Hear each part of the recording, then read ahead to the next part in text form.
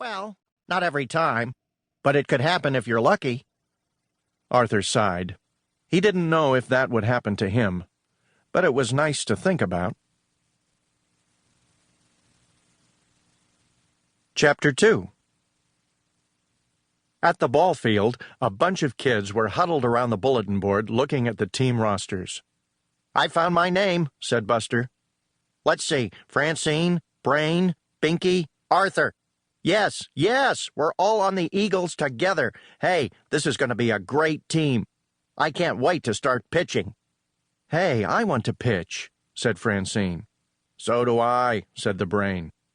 How will we choose? Asked Buster. Don't worry, said Francine. The coach will decide. But Francine, said the Brain, your father is the coach. She smiled. Funny how these things work out. How what things work out? Asked her father, coming up to join them. He had on his official Eagles hat and T-shirt. Nothing, Daddy, said Francine, smiling at him. I think I'm going to be sick, whispered Buster. I think you'll have company, the Brain whispered back.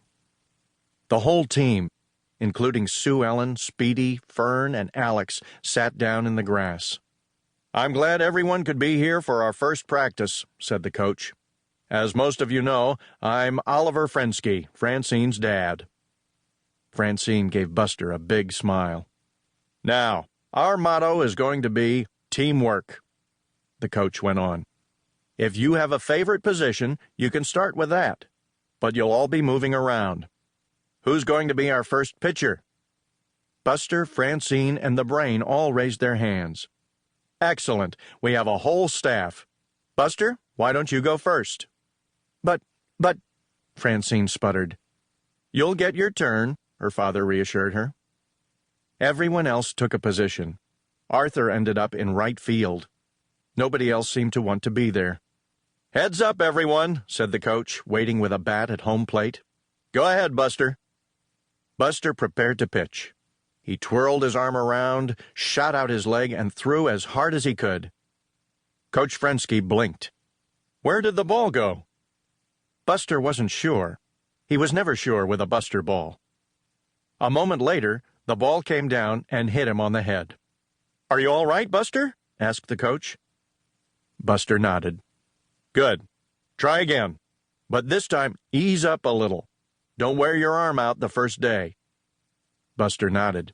He pitched again, and the ball sailed right over the plate.